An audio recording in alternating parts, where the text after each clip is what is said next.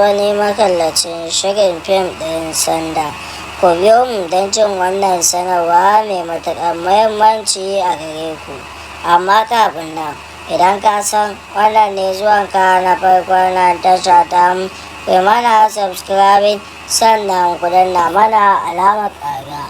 Da zarar mun saki shirye-shiryenmu za a muku alamar sanarwa.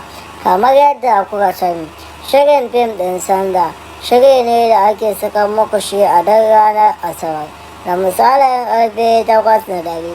Akan wannan tashar da kuke gani kuma a nan za ku ci gaba da ganin wannan shirin da kan ilmantar, ya nishaɗantar kuma ya faɗakantar da masu sauro.